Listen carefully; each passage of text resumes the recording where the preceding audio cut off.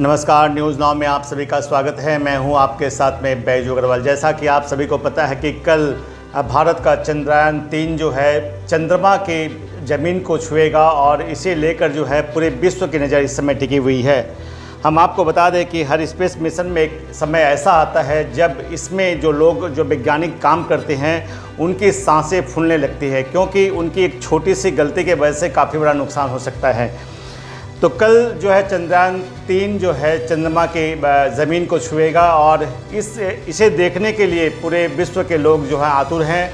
और जैसा कि आप सभी को पता है कि लूना 25 के क्रैश होने के बाद क्या चंद्रयान 3 चंद्रमा की ज़मीन को छू पाएगा या सुरक्षित लैंडिंग कर पाएगा या नहीं, यह एक बहुत बड़ा सवाल है। और यही वजह है कि पूरे विश्व के वैज्ञानिकों की नज़र इस समय भारत के चंद्रयान 3 पर टिकी हुई है। आज हमारे स्टूडियो में मौजूद हैं देवाशीष सरकार, जिनको खगोलीय और अंतरिक्ष विषय के बारे में बहुत अच्छी पकड़ है और हमने देवाशीष दा को इस विषय में चर्चा करने के लिए यहाँ पे बुलाया है। और इस चंद्रयान 3 से संबंधित जो है काफ़ी सारी जानकारियाँ जो हैं हम देवाशीष दा से लेना चाहेंगे। देवाशीष दा, सबसे पहली बात तो ये है कि जब चंद्रयान चंद्रमा की ज़मीन को छुएगा तो उसके ठीक जो है 2 घंटा जो पहले और अंतिम जो 15 मिनट जो होते हैं, जिसे 15 मिनट्स ऑफ टेरर कहते हैं, ये कितना इम्पोर्टेंट होता है वैज्ञानिकों के लिए? बैजू जी, सबसे पहले तो आपको मैं ये बता दूं कि 2 घंटा 15 मिनट 5 मिनट 2 सेकेंड ये आंकड़े जो है वो तो उसके जगह में है, लेकिन 14 तारीख जिस दिन इन्होंने धरती का ज़मीन छोड़ के आसमान की तरफ उड़ गया तो मैं मौजूद था वहाँ पर। तो उस समय से लेके कल शाम को जब वो चंद्रमा का ज़मीन छुएगा ये 40 दिन हो जाएंगे। ये 40 दिन का जो पूरा वक्त जो है ये इक्वली इम्पॉर्टेंट है। हर एक लम्हे इसके लिए इम्पॉर्टेंट है। एंड हमारे नज़र में तो ये सबसे ज़्यादा इम्पॉर्टेंट है अंतिम वाला, लेकिन जिन्होंने इसको बनाया है, जिन्होंने इसको चला रहे हैं, उन लोगों के लिए हर पल है सब बहुत कीमती। कितना रोमांचक होगा कल का ये पल, 6:04 पर भयंकर रोमांचक होगा। बैजू जी, आपको मैं एक बात बताऊं कि इस चीज़ को 2 तरीके से, 2 नज़रिया से देखना चाहिए। एक तो है अपना दिल से देखना चाहिए, एक अपना मस्तिष्क से देखना चाहिए। ठीक है, दिल देखेगा तो इमोशन काम करेगा, मस्तिष्क देखेगा तो लॉजिक काम करेगा। तो आपको मैं बताऊं मेरा अपना जो सोच है उसमें, मैं तो बहुत कॉन्फिडेंट हूं कि वो धरती में वो चंद्रमा का ज़मीन छुएगा और जिस तरीक़ा से छूने का प्लान किया गया है, जिसको सॉफ्ट लैंडिंग कहता है, बिल्कुल उसी तरीक़े से वो छुएगा, कोई दिक्कत नहीं होगा। एंड छूना बड़ा बात नहीं है, छूने का बाद का जो काम इसको करना है, जिस काम के लिए ये भेजा जा रहा है, वो भी 14 दिन में संपूर्ण करेगा, हर चीज़ कंप्लीट होगा। तो अगर ये एक बहुत बड़ा काम है, सक्सेसफुल होगा तो हमको बहुत अच्छा लगेगा। लेकिन आपको मैं बता दूं कि अगर नहीं होगा तो मैं दिल से बहुत दुखी हो जाऊंगा। ठीक है, अगर होगा तो हमको लगेगा, इससे बड़ी खुशी हो नहीं सकती है। अगर होगा तो हमको लगेगा कि मैं इस बुढ़ा उम्र में नाचूं। ठीक है, अगर नहीं होगा तो हमको लगेगा कि इस बुढ़ा उम्र में मैं रोऊं। ये मेरा दिल का बात है। लेकिन अगर हम इस इमोशन को छोड़ के मस्तिष्क को सजाग करते हैं, उससे देखते हैं, तो अगर छुएगा हम बहुत ज़्यादा कुछ नहीं सोचेंगे, और अगर नहीं भी छू पाएगा हम दुखी नहीं होंगे। दर्शकों, हम देवाशीष दा के जो इमोशन को समझ सकते हैं और इसी इमोशन के साथ जो है पूरी देश की जनता भी जी रही है आज के वक्त। और आज और कल का वक्त जो है बहुत इंपॉर्टेंट है हमारे वैज्ञानिकों के लिए, और पूरे देश की जनता इस समय जो है चंद्रयान 3 पर अपनी नज़र टिकाए हुए हैं। इसरो के वैज्ञानिकों ने तो यहाँ तक कहा है कि जो विक्रम लैंडर से जो प्रज्ञान निकलेगा 6 पहिए वाला, उसके निकलते ही जो है इसरो से जब कमांड मिलेगा तो सबसे पहले जो है चंद्रमा की ज़मीन पे जो है भारत का राष्ट्रीय चिन्ह जो है अशोक स्तंभ और इसरो के लोगों को बनाएगा। कैसा होगा वो वक्त, वो दृश्य कैसा रहेगा? ज़रूर, सचमुच ये अच्छा रहेगा, सचमुच अच्छा रहेगा। इससे भी अच्छा रहेगा जो साइंटिफिक वर्क्स जो वो करेगा, हाँ, क्योंकि हम जब कहीं पे एवरेस्ट का ऊपर चढ़ते हैं, वहाँ जाके हमारा देश का पताका फ्लैग जो है उसको हम लहराते हैं, पताका फ्लैग, बट वो फ्लैग लहराने से पहले हम वहाँ पहुँचते हैं और वहाँ पहुँचने का काम करते हैं। तो ये सब जो सिंबॉलिक चीज़ है ये तो करना चाहिए। देखिए, जब ये जो रोवर है इतना सा एक तो गाड़ी है, इतना सा, इससे बड़ा नहीं है, जिसका वजन कुल मिला के करीब 25 किलो, 26 किलो, 25-26 किलो ऐसा होगा। लेकिन 26 किलो का मतलब जमीन धरती वाला 26 किलो नहीं, धरती का 26 किलो का मतलब चांद में जाके वो करीब 4.5 किलो बन जाएगा। ओके, ठीक है, क्योंकि चंद्रमा का जो महाकृष्य जो पुल, ग्रेविटेशनल पुल जो है वो धरती में जो है उसका 1/6, मतलब आपका वज़न अगर यहाँ पर 60 किलो है, 60 केजी है, तो चांद में आप जाइएगा तो आपका वज़न हो जाएगा 10 किलो। ठीक, तो उस हिसाब से इतना छोटा सा गाड़ी वो निकलेगा। एंड ऐसा मत सोचिए कि वो निकलते हैं उछल कूद करके बहुत दौड़ेगा, ऐसा नहीं, क्योंकि हर एक मिनट उसके लिए इम्पॉर्टेंट है, हर एक इंच जो आगे बढ़ेगा उसके लिए इम्पॉर्टेंट है। सो उस किस दिशा में जाएगा, क्या काम करेगा, सारे के सारे चीज़ ऑलरेडी प्लान्ड है। 500 मीटर मैक्सिमम वो ट्रैवल कर सकता है, 500 मीटर्स। जो लैंडर से उतरेगा, उतरने के बाद वो 500 मीटर दूरी तक जाएगा, उससे ज़्यादा नहीं जाएगा, क्योंकि उसके जो रेडियो कनेक्टिविटी दिया गया है वो डायरेक्टली हमको कम्युनिकेट नहीं कर सकता है, क्योंकि बहुत छोटा है, बच्चा है, छोटा है। तो वो लैंडर के साथ कम्युनिकेट करेगा और ये कम्युनिकेशन बहुत ज़्यादा दूर से नहीं हो पाएगा, इसलिए 500 मीटर। जैसे आपका घर में मोबाइल फ़ोन लेके वाईफाई से इस घर से हम उस घर जाते हैं तो कनेक्शन नहीं मिलता है, ठीक है, तो उस तरीके का ही चीज़ है। और आपको मैं बताऊं कि मैं इससे पहले मैं बोल रहा था कि अगर नहीं भी हो पाएगा तो हम लॉजिकली अगर सोचेंगे तो उतना ज़्यादा दुख का बात कुछ होगा नहीं। क्यों जानते हैं, इतना बड़ा कठिन काम है ना कि नहीं होगा तो भी बहुत सारी चीज़ हो जाएगा। यहाँ तक तो पहुँचा, अभी जाके वो 150 किलोमीटर बाई 25 किलोमीटर्स, करीब 150 किलो और 25 किलोमीटर इस ऑर्बिट में चांद का तरफ चारों ओर में घूम रहा है। यहाँ तक तो हम लोग पहुँचा सका। हाँ, तो चंद्रयान 2 जो है 2019 में वहाँ राइट क्रैश कर गया, लेकिन अभी उसका कनेक्टिविटी नहीं, ऐसा बात नहीं है। क्रश जो किया था वो क्रश किया लैंडर, बिल्कुल ठीक है, वो लैंडर क्रश किया था, लेकिन उसका जो ऑर्बिटर था वो घूम रहा था। अभी देखिए कितना इंटेलिजेंट प्लानिंग किया गया है।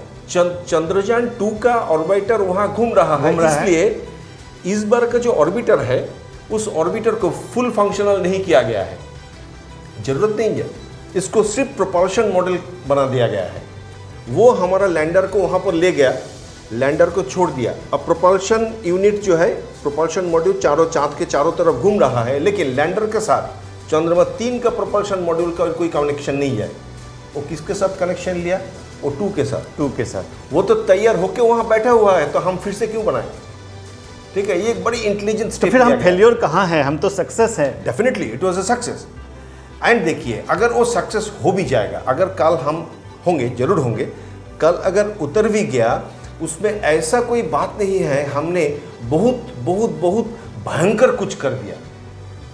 बैजू जी 1965-64 उस टाइम में इससे बड़ा बड़ा स्पेसक्राफ्ट को सॉफ्ट लैंडिंग करवाया गया है, आदमी नहीं करवाया, बिल्कुल ठीक है, आदमी नहीं करवाया।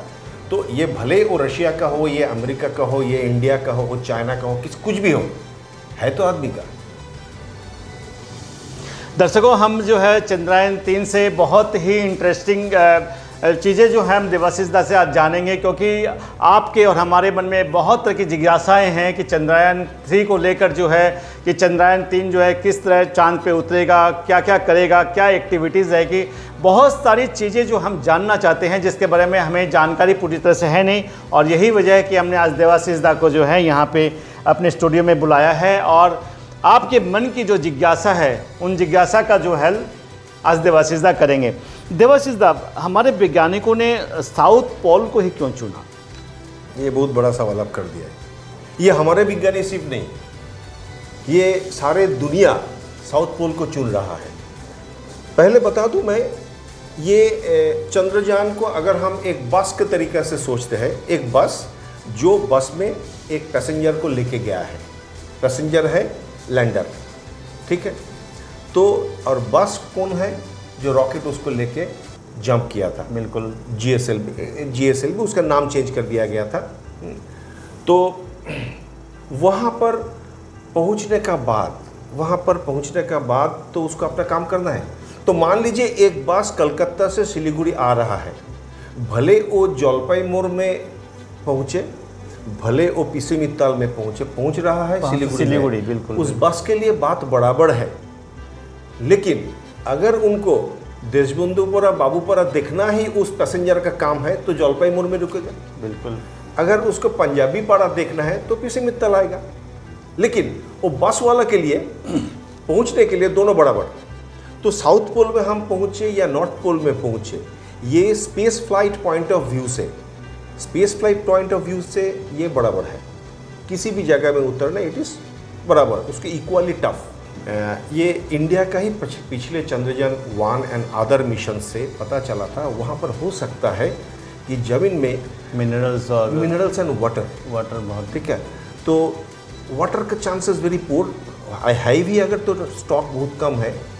मिनरल्स एंड अदर्स, अभी सबसे ज़्यादा इम्पोर्टेंट बात यह है कि लंबा दूरी का जो स्पेस फ्लाइट डिज़ाइन किया जा रहा है, मार्स में जाएंगे, दूसरा प्लैनेट्स में जाएंगे, तो उसके लिए धरती से रॉकेट छोड़ना बड़ी एक्सपेंसिव है, क्योंकि हमारे ऊपर या एयर का जो लेयर है उसको तोड़ के जाना पड़ता है। ठीक है। तो ये एयर 15-20 किलोमीटर का जो थिक एयर है, इसके चलते बड़ी दिक्कतें होता है। तो अगर हम चंद्रमा में एक स्टेशन बना सके, वहाँ से हम दूरी तय कर सकते हैं, अच्छा रहेगा। तो लेकिन चंद्रमा में हम अगर स्टेशन बनाना चाहते हैं तो वहाँ से ही अगर एनर्जी प्रोड्यूस कर सके तो हमारे लिए बहुत बढ़िया होगा। तो ये ढूंढने के लिए रिसोर्स, वहाँ का नेचुरल रिसोर्स हम कैसे रीयूज़ कर सकते हैं, वो ढूंढने के लिए south pole is a very strategic place. इसलिए आप देखे होंगे कि रशियन जो स्पेसक्राफ्ट लूना जो 3 दिन पहले क्रैश कर गया है, वो भी टारगेट किया था साउथ पोल। ये सिर्फ हमारे इंटरेस्टिंग है, पूरे दुनिया के यही इंटरेस्ट है। आज हम जब वहाँ उतरेंगे, इंडिया को जो जानकारी मिलेगा, ऐसा नहीं कि वो जानकारी हमारा ही लाइब्रेरी में रखा हुआ रहेगा। ये स्पेस एक्सप्लोरेशन में जो है, सारे के सारे कंट्रीज में एक हैंडशेकिंग होता है, दूसरों को भी पता चलेगा। आज चंद्रयान का जो डिज़ाइन हम लोग फॉलो कर रहे हैं, ये डिज़ाइन तो एक दिन में तैयार नहीं हुआ। ये देवाशीष साहब, मैं आपसे एक चीज़ जानना चाहूँगा कि कल शाम को 6:05 पे लैंडिंग होनी है, ठीक है? और ठीक है, 5 और विक्रम लैंडर जो है 25 किलोमीटर इंटू 134 किलोमीटर की ऑर्बिट में घूम रहा है, और कहा जा रहा है कि 25 किलोमीटर की दूरी से, ऊंचाई से जो है ये लैंडिंग करेगा। वो समय वैज्ञानिकों के लिए कितना रोमांचक और कितना टेंशन भरा, कितना रिस्क भरा होगा? आपको एक इसका जवाब ऐसे दूं कि आपने अपने बेटा को जंगल में किसी बड़ा काम करने के लिए आपने भेजा, और एक ऐसा जगह भेजा जहां पर अपने बेटा के पास भी मोबाइल फ़ोन नहीं है, आपके पास भी नहीं है, जबकि वो आपसे कम्युनिकेट नहीं कर सकता है। सारे डिसीजन उसी को लेना पड़ेगा, वहीं पे ऑन द स्पॉट वो खुद लेगा। आपके लिए कितना रोमांचक होगा, ठीक है? वैसे ही है ये। देखिए, हमारे प्रकाश जो है, लाइट, वो ट्रैवल करता है सेकंड में 3 लाख किलोमीटर, ठीक है? तो रेडियो सिग्नल भी उसी गति से ट्रैवल करता है। चाँद का दूरी है हमसे 4 लाख किलोमीटर। 4 लाख। तो 1 सेकेंड से ज़्यादा वक्त लगेगा। चाँद से कोई रेडियो सिग्नल हमारे पास आएगा, हम उसको रिटर्न करेंगे, वो भी 1.5 सेकेंड टाइम ले लेगा करीब। तो करीब 3 सेकेंड का गैप। अब लैंडर नीचे उतर रहा है, उतरते हुए उसका मान लीजिए कुछ गलती हो गया, उसको जहाँ पर उसको 4 लेग्स है, 4 लेग्स जहाँ उतरने का है, किसी वहाँ पर तो उबड़ खबड़ है, वहाँ पर तो कोई ज़मीन को कॉरपोरेशन प्लेन करके रखा नहीं, तो वहाँ पर उबड़ खबड़ है, उसका लैंड करने में यहाँ दिक्कत होगा। तो ये कंटिन्यूसली कैमरा से स्कैन कर रहा है नीचे वाला ज़मीन। अभी स्टार्ट हो गया वो करना, ठीक है? वो यहाँ उतरते हुए देखेगा, तब उसको डिसीजन लेना पड़ेगा, हमको यहाँ हटना है। ये जो मूवमेंट है, ये मूवमेंट इसको करने के लिए खुद को डिसीजन लेना पड़ेगा। कितना समय लगेगा ये 25 किलोमीटर की जो दूरी को, ये जब लॉन्च सब लॉन्चिंग करेगा? It is less than couple of minutes. इस पे 4 फेज में बांटा गया है। देखिए, अभी आपको मैं दिखा रहा हूँ, मान लीजिए ये चाँद है और ये ऐसे घूम रहा है, दिस इज़ लैंडर, वो ऐसे घूम रहा है इस तरीक़े से। लेकिन घूमते वक्त वो यहाँ 25 किलोमीटर, यहाँ 150 किलोमीटर करीब करीब ऐसे वो एक अंडा जैसा शेप लेके घूम रहा है। कल क्या होगा, करीब करीब जब 30 किलोमीटर का दूरी में, तब वो ऐसे नहीं रहेगा और टेढ़ा हो जाएगा, नज़दीक आने लगेगा। ये जो ऐसे नज़दीक आया, अब देखिए इसका ज़मीन है ऐसा, लैंडर ऐसे है, लेकिन उतरते वक्त उसको घूमना पड़ेगा ऐसे, उतरेगा तो ऐसे ही। तो ये जो मूवमेंट है, इस मूवमेंट को पहले ऐसा होना पड़ेगा। एंड ये स्पीड, वो 30 किलोमीटर का ऊंचाई जब रहेगा तब उसका घंटा में 6000 किलोमीटर स्पीड। चांद का जो गुरुत्वाकर्षण जो है वो भी तो उसे वही तो खींच रहा है। तो उसका ऊपर तो दो चीज़ है, एक चांद का गुरुत्वाकर्षण के लिए वो चांद की तरफ आ रहा है, साथ साथ में अपना इंजन के लिए भाग भी रहा है। तो दोनों मिला के ही ऐसे घूम रहा है, दोनों मिला के ऐसे घूम रहा है। लेकिन उसको हम लोग करेंगे क्या, इसको थोड़ा सा स्पीड घटा दिया जाएगा ताकि वो गुरुत्वाकर्षण ज़्यादा उसको लगे, तो वो स्पाइरल शेप लेके चाँद के तरफ और नज़दीक आने लगेगा। जब वहाँ से कुछ किलोमीटर का ऊंचाई रहेगा तब वो यहाँ इंजन फायर होगा, जिस दिशा में वो जा रहा है उसका उल्टा दिशा में इंजन फायर करेगा, तो उसका स्पीड घट जाएगा। घटते घटते घटते घटते उसका ये 6000 किलोमीटर पर आवर जो स्पीड है, ये घटते घटते घटते बहुत कम हो जाएगा। तब उसको घुमा दिया जाएगा। जब वो घूमेगा तब इसका नीचे वाला इंजन जो है वो फायर करेगा, तो उसको नीचे आने का जो स्पीड वो भी घटेगा। अब ये सीधा होने से पहले उसको अपना जगह ढूंढना पड़ेगा। अभी देखिए इतना शॉर्ट टाइम में वो काम कर रहा है, उसने कुछ गलती देखा वहाँ पर, यहाँ वैज्ञानिकों को खबर किया, ये लोग यहाँ डिसीजन लेके उसको बोलेगा तुम ऐसे जाओ, ये वक्त नहीं है, तो उसका खुद का खुद सब कुछ करना पड़ेगा। जैसे एक सवाल है, ये कहा जाता है कि साउथ पोल में अंधेरा रहता है हर वक्त, ऐसा नहीं?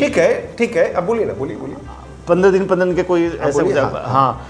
तो वैज्ञानिक, इसरो के वैज्ञानिकों ने कहा है कि जिस जगह पर, स्पेसिफिक जगह पर जो है चंद्रयान 3 उतरेगा वो तभी संभव है जब सूर्योदय होगा। नेचुरली देखिए क्या इसके पीछे, देखिए हमारे जैसे दिन रात होता है, हमारे एक दिन का लेंथ है 12 घंटा, वहाँ 14 दिन, हमारे एक दिन है 12 घंटा या तो एक दिन, और चंद्रमा के लिए एक दिन का लंबाई है 14 दिन।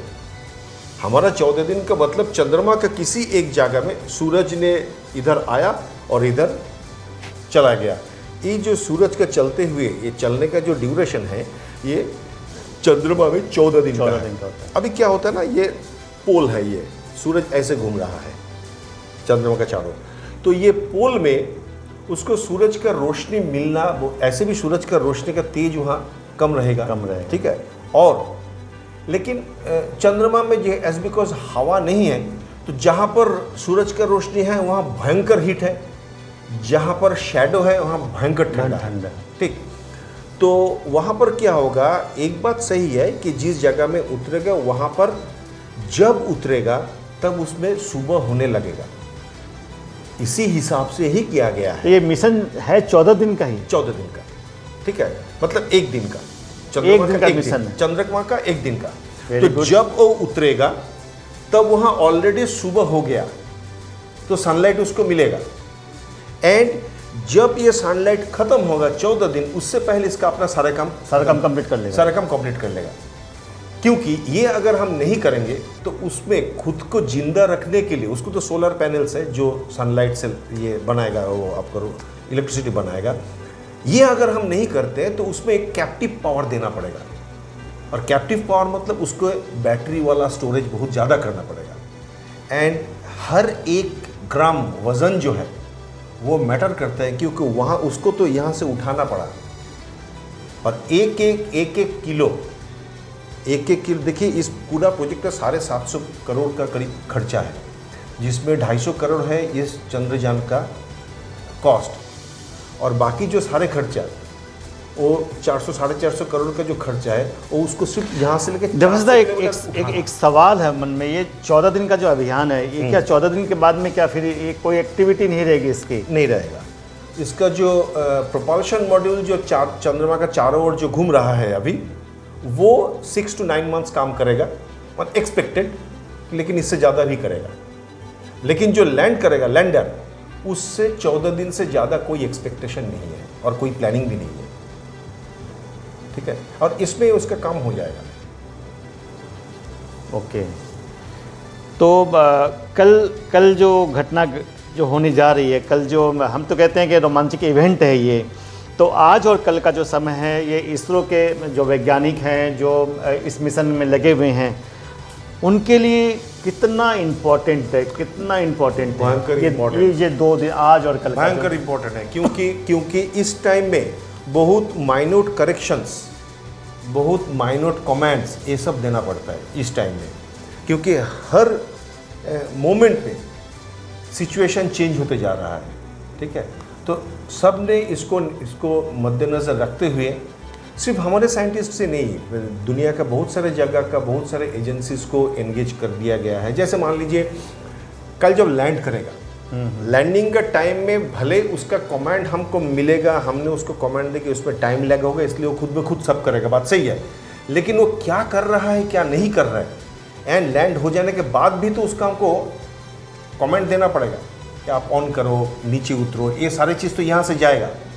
तो ये कम्युनिकेशन सही रखने के लिए आप सोच रहे हैं 4 लाख किलोमीटर का दूर में वो बैठा हुआ है और हमको यहाँ से कमेंट देना पड़ेगा, कितना क्रिटिकल होगा, इतना क्रिटिकल। तो ये चीज़ करने के लिए इंडिया का अपना नेटवर्क्स तो है ही। ऑस्ट्रेलिया कैनबेरा में DSS 36 वो उसको एंगेज कर दिया गया है।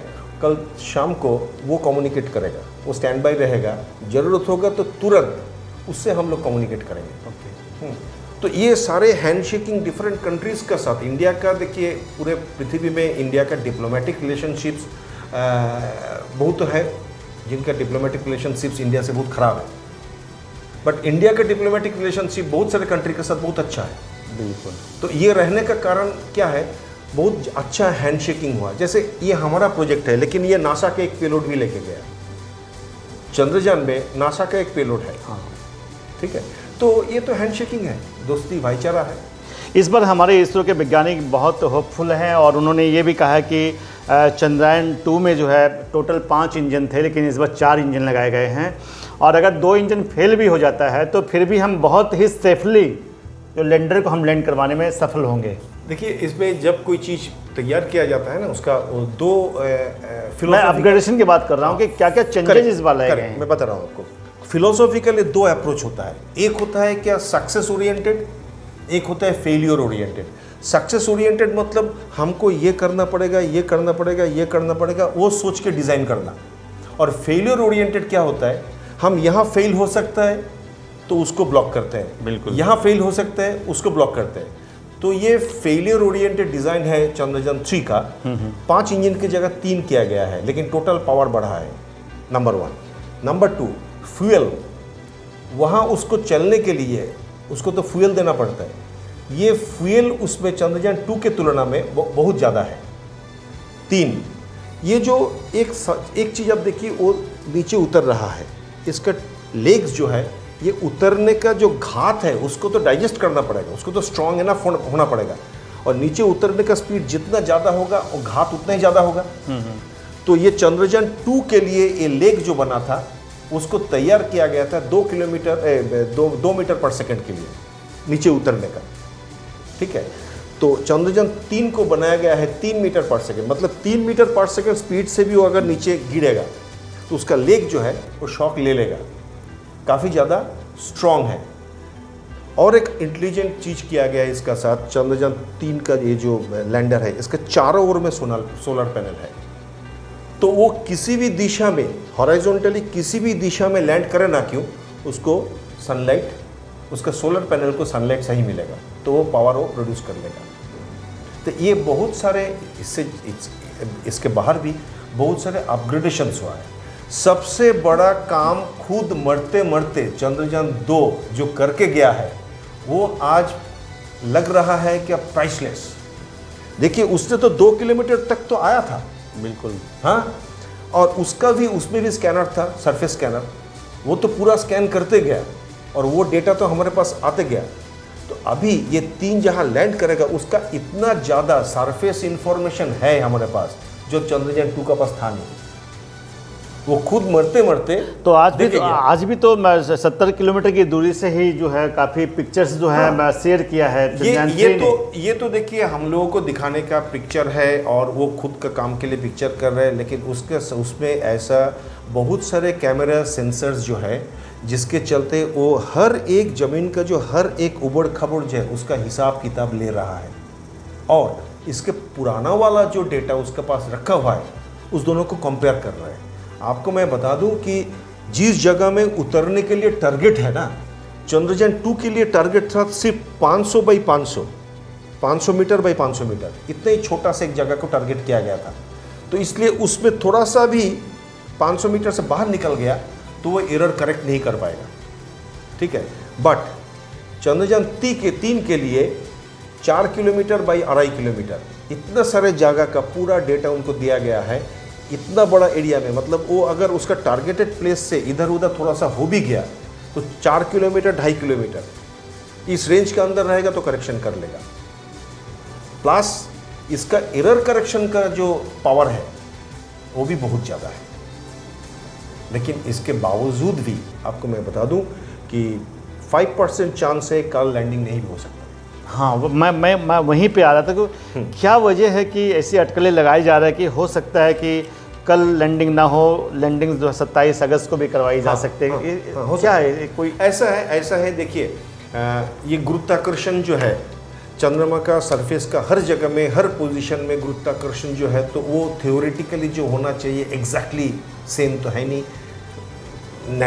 नेचर में, नेचुरल एनवायरनमेंट में हमारे जो आंकड़े हम बनाते हैं उससे थोड़ा सा तो डेविएशन हो ही सकते हैं, होगा ही, उसको करेक्शन कर लेना ही काम होता है। तो उस हिसाब से अगर देखा जाएगा कि थोड़ा सा भी हिचकिचाहट आ रहा है तो इस लैंडिंग को कल पोस्टपोन कर दिया जाएगा एंड वो 27 को लैंड करेगा। ऐसा नहीं कि किसी भी आप तो बहुत ज़्यादा इमोशनल हो रखे हैं, क्या 4 दिन और इंतजार कर पाएंगे क्या आप? क्यों नहीं होगा बिकॉज जब सही माने में काम करने का वक्त आता है तब दिल से काम नहीं होता है, तब मस्तिष्क से ही काम होता है। इमोशन बाद में आता है, लॉजिक पहले आता है तब।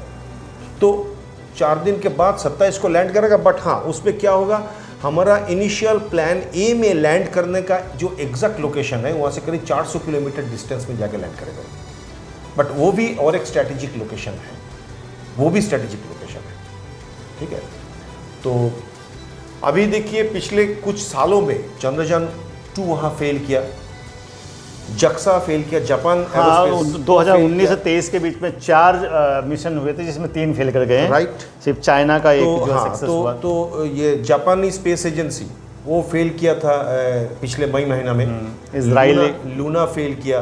तो अभी चंद्रयान हम कॉन्फिडेंट है सही करेगा, अगर नहीं भी करेगा। लेकिन ये मिशन बहुत इजी नहीं है जितना। डेफिनेटली इजी तो है ही नहीं। अगर इजी होता तो आदमी को 30,000 साल का सिविलाइजेशन क्रॉस करके आना नहीं पड़ता 60s में, मिड 60s में सॉफ्ट लैंडिंग करने के लिए। बिल्कुल दर्शकों, हमने देवाशीष दा से बहुत विस्तार से बातचीत किया और चंद्रयान 3 के बारे में बहुत सारी इंटरेस्टिंग जानकारियाँ जो है दादा ने हमें दिया है। पूरे देश में आज पूजा हो रही है, कहीं यज्ञ हो रहा है, हर जगह जो माहौल जो है, बस हर किसी की नज़र जो है चंद्रयान 3 पर टिकी हुई है कि कल 6:04 पर क्या हमारा भारत का चंद्रयान 3 चंद्रमा की ज़मीन को चूम पाएगा या नहीं, इस पर जो है पूरे विश्व की नज़र टिकी हुई है और इसे लेकर देशवासियों में काफ़ी उत्साह देखने को मिल रहा है। लेकिन जाने से पहले मैं आपसे और एक सवाल करना चाहूँगा देवाशीष दा कि अगर हमारा चंद्रयान चंद्रमा पर पहुँच जाता है, चंद्रमा की ज़मीन को चूम लेता है, तो भारत के लिए कितनी बड़ी उपलब्धि है और इससे विश्व समुदाय को कितना फ़ायदा पहुँचेगा?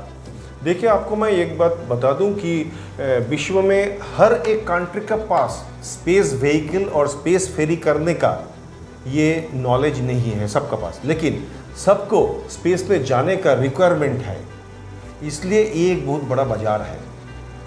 ठीक, आज अगर हम अपना मिशन चंद्रमा में सक्सेसफुल करवा देंगे तो बहुत सारे कंट्री के पास इंडिया के ऊपर कॉन्फिडेंस बढ़ जाएगा और वो अपने सैटेलाइट, अपने स्पेस मिशन करने के लिए इसरो का सर्विस हायर करेगा। वो हमारे देश का अर्थनीति के लिए भी बहुत अच्छा रहेगा। एंड नॉलेज बेस का जगह तो अलग है ही। जो नॉलेज हमको मिलेगा वो पूरे विश्व के काम में आएगा। तो दर्शकों, हमने देवाशीष दास से जो है चंद्रयान 3 के बारे में बहुत सारी जानकारियाँ ली और देवाशीष दास ने एक बात बहुत अच्छी बताई है कि अगर चंद्रयान 3 जो है कल चंद्रमा की ज़मीन पर अगर सुरक्षित लैंडिंग कर जाता है तो ये भारत के लिए बहुत बड़ा अचीवमेंट है और पूरे विश्व में भारत के जहाँ इकोनॉमिक डेवलप करेगी, वहीं दूसरी ओर अंतरिक्ष के बाजार बाद में जो है भारत का एक अपना अलग ही रुतबा होगा। फिलहाल हम आपसे यहीं विदा लेते हैं। नमस्कार। नमस्कार।